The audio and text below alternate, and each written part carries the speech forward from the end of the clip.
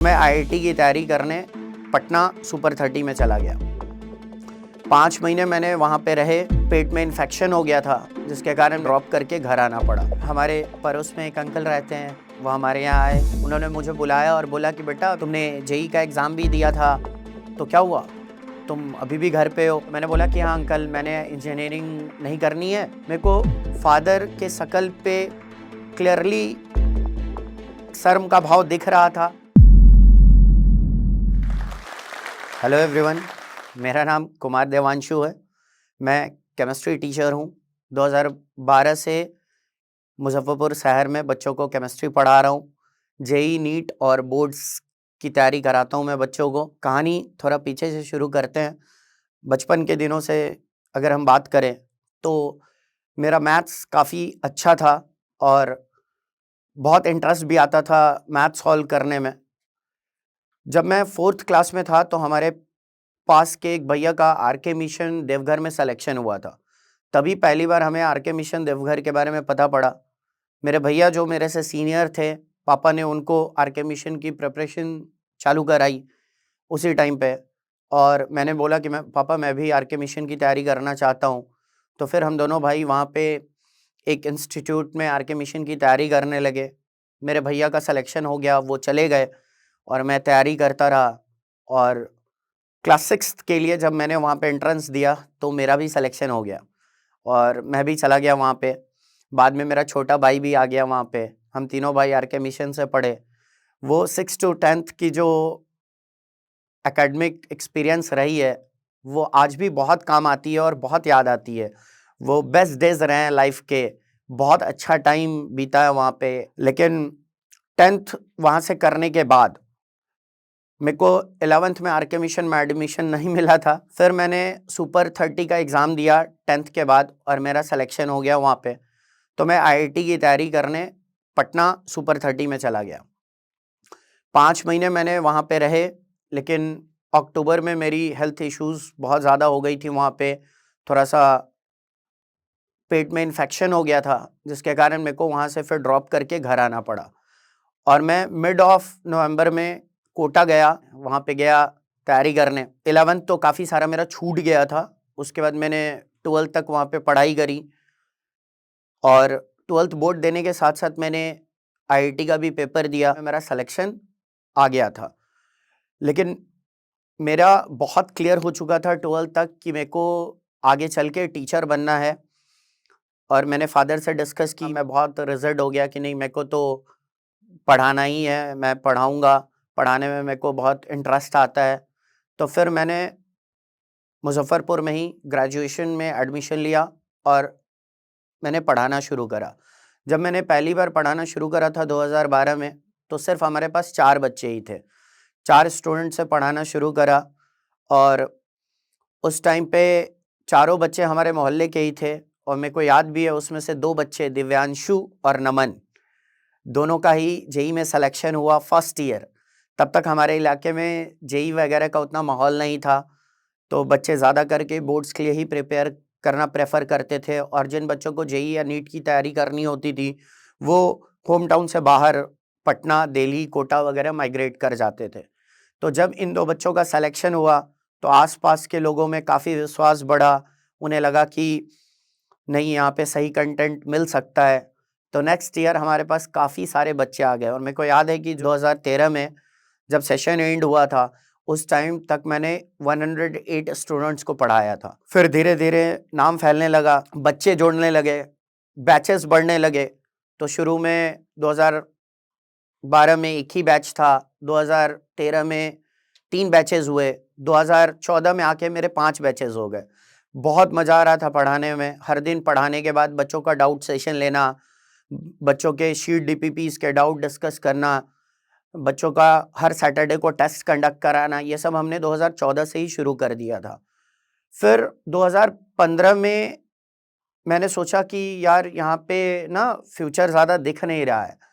मैं तो individual subject पढ़ा रहा हूँ, जबकि बच्चे ज़्यादा करके कोचिंग इंस्टीट्यूट्स को प्रेफर करते हैं जहाँ पे पीसीएम या पीसीबी सब उन्हें एक ही रूफ के अंदर मिल जाता है। तो फिर मैंने एक बहुत रेप्यूटेड इंस्टीट्यूट है कोटा में, जहाँ मैंने भी आईआईटी की तैयारी की थी, वहाँ पे मैंने जाके केमिस्ट्री फैकल्टी के लिए टेस्ट दिया, टेस्ट क्वालिफाई हुआ, फिर मेरा डेमो हुआ, मैंने वो भी क्वालिफाई करा।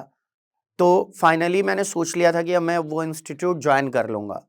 लेकिन तब मेरे फादर ने कहा कि तुमने बहुत अच्छा एफर्ट डाला है यहाँ पे, काफ़ी मेहनत कर रहे हो और थोड़ा-थोड़ा तुम्हारा नाम भी यहाँ पे होने लगा है, लोग तुम्हें जानने लगे हैं। तो क्यों ना यहीं पे रह के अपने शहर के बच्चों को आईआईटी, जेईई और बोर्ड्स के प्रिपरेशन में हेल्प करो। बाहर तो बच्चों को बहुत अच्छे-अच्छे टीचर्स मिल जाएँगे, लेकिन अपने शहर में रहो, बच्चों को हेल्प करो, उनका सही से मार्गदर्शन करो, तो ये ज़्यादा अच्छा रहेगा।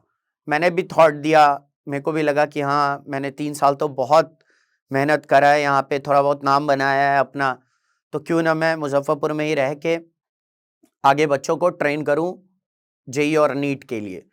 तो फिर मैंने उस कोचिंग का ऑफ़र रिजेक्ट कर दिया और मैंने सोच लिया कि नहीं, अब तो जो भी करेंगे मुज़फ़्फ़रपुर में ही करेंगे, यहीं के बच्चों के लिए करेंगे। और फिर हमने सिस्टम डेवलप करना शुरू करा, जैसे कि बच्चों का वीकली टेस्ट लेना, टेस्ट का रिज़ल्ट सेम डे आउट करना, जिससे बच्चों में काफ़ी कॉम्पिटिटिव एक एनवायरनमेंट डेवलप होना, बच्चों का डाउट बहुत सही से क्लियर करना, बोर्ड और कॉम्पिटिटिव बैचेस को अलग करना। एक्चुअली मुज़फ़्फ़रपुर में उस टाइम तक जेईई, नीट और बोर्ड्स का बहुत ज़्यादा अवेयरनेस नहीं था। तो बच्चों को समझ में नहीं आता था अच्छे से कि बोर्ड का कंटेंट क्या है और जेईई, नीट के लिए क्या कंटेंट चाहिए। तो हमने बैचेस वगैरह बिल्कुल स्टार्टिंग से ही सेपरेट रखा। जेईई, नीट के अलग बैचेस रखे, बोर्ड्स के लिए अलग बैचेस रखे, ताकि जिस बच्चे को जो रिक्वायरमेंट है, जो बच्चा जेईई और नीट के लिए प्रिपेयर करने आया है, उसको अच्छे से वो कंटेंट मिले। जो बच्चा सिर्फ बोर्ड्स के लिए फ़ोकस्ड है, उसको बोर्ड्स के लिए अच्छे से कंटेंट मिले। इसलिए हमने बैचेस वगैरह भी काफ़ी सेपरेट करा और बाद में चल के ये शहर का ट्रेंड बन गया। आज शहर के ऑलमोस्ट सारे ही टीचर्स सेपरेट कॉम्पिटिटिव और बोर्ड बैचेस चलाते हैं। तो ये एक बहुत अच्छी चीज़ थी और इसका बहुत अच्छा परिणाम भी देखने को मिला। बैक टू बैक बहुत अच्छे रिजल्ट्स आए। मेरे स्टूडेंट्स हर ईयर जेईई में और नीट में क्वालिफाई होते हैं। बोर्ड्स में कई बार हमारे बच्चे केमिस्ट्री में 99 मार्क्स ला चुके हैं। तो ये बहुत अच्छा एक बच्चों के बीच में क्रेज़ डेवलप हुआ और अब पेरेंट्स बहुत ट्रस्ट करते हैं हमें। लेकिन ये सफ़र इतना स्मूथ नहीं रहा है। शुरू में 2012 में मेरे पेरेंट्स, मेरे रिलेटिव्स बिल्कुल भी नहीं चाहते थे कि मैं टीचिंग को एज़ अ कैरियर ऑप्ट करूं। उन्होंने बोला कि यार तुम आरके मिशन से पढ़े हो, बहुत टैलेंटेड हो, तो तुम बीटेक करो, फिर तुम यूपीएससी वगैरह का प्रिपरेशन करो। क्या ये टीचिंग में क्या रखा है? पैसे भी ढंग से नहीं कमा पाओगे, कैसे अपनी लाइवलीहुड को आगे बढ़ाओगे? एक रविवार के दिन मेरे पापा सुबह-सुबह चाय पी रहे थे और न्यूज़पेपर पढ़ रहे थे। तभी की बात है कि हमारे पड़ोस में एक अंकल रहते हैं, वो हमारे यहाँ आए और फादर से बात करने के दौरान मैं भी घूम रहा था उधर ही गैलरी में, उनकी नज़र मेरे पे पड़ी। उन्होंने मुझे बुलाया और बोला कि बेटा अभी तो 12th बोर्ड के एग्ज़ाम्स भी हो गए, तुमने जेईई का एग्ज़ाम भी दिया था, तो क्या हुआ? तुम अभी भी घर पे हो? तो मैंने बोला कि हाँ अंकल, मैंने इंजीनियरिंग नहीं करनी है और मैंने टीचिंग को ही एज़ अ प्रोफ़ेशन सेलेक्ट किया है और मैंने केमिस्ट्री में ग्रेजुएशन में अपना एडमिशन करा लिया है। तो उन्होंने बोले कि यार ये क्या किया तुमने? तुम बीटेक करते किसी अच्छे कॉलेज से, तुम्हारा तो जेईई में रैंक भी आ गया था, फिर आगे यूपीएससी वगैरह का प्रिपरेशन करते, तुमने टीचिंग को क्यों चूज़ कर लिया एज़ अ कैरियर? तो फिर उन्होंने मेरे से पूछा कि चलो बताओ कितने बच्चे हैं तुम्हारे पास? तो मैंने बोला कि अभी तो 4 स्टूडेंट्स मिले हैं, सब इसी कॉलोनी के हैं, जहाँ मैं रहता हूँ। तो उन्होंने बोला कि क्या चार्ज करते हो बच्चों से? मैंने बोला 3500 पर स्टूडेंट चार्ज करता हूँ। तो उन्होंने कैलकुलेट करके बोला कि यार 4 बच्चों को पढ़ा रहे हो, पर बच्चे 3500 रुपीज़ ले रहे हो, तो ये साल का 14,000 रुपया हुआ। एक बात बताओ देवांशु, तुम्हारे घर पे 4 सर्वेंट्स काम करते हैं, उनका जो साल का पगार होता है, वो इससे 4 गुना ज़्यादा होता है। तो तुम 14,000 रुपये साल का कमा रहे हो, नेक्स्ट ईयर ये ज़्यादा से ज़्यादा बढ़ के कितना होगा?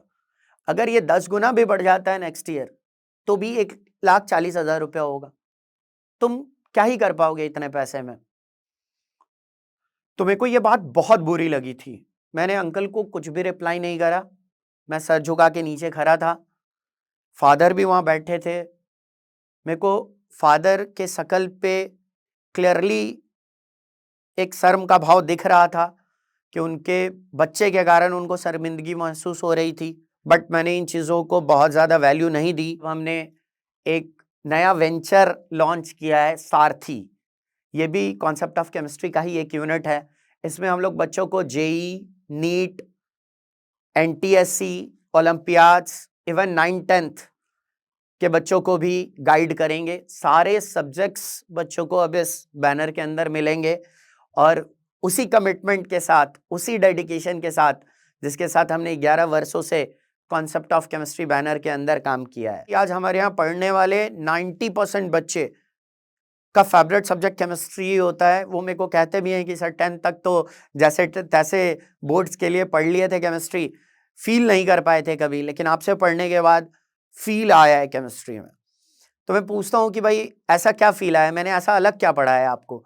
तो बोलते हैं कि सर आप जो डे टू डे लाइफ से जो एग्जाम्पल्स लेते हैं ना क्लास में, कई बार आप क्लास में बच्चों का ही एग्जाम्पल ले लेते हैं या कोई रियल लाइफ एग्जाम्पल ले लेते हैं, वो बहुत ज़्यादा कॉन्सेप्ट्स को क्लियर करता है। मैं most of the concept real life examples पे ही एक्सप्लेन करता हूँ, जो काफ़ी फनी भी होता है और बच्चों को ऐसा रहता है कि वो चीज़ वो भूल ही नहीं सकते, वो लाइफ टाइम उन्हें याद रहेगा। मैं आपको बताऊं कि मेरे कई सारे student, more than 10 students chemistry teacher की तरह अपनी सर्विस देना चालू कर चुके हैं।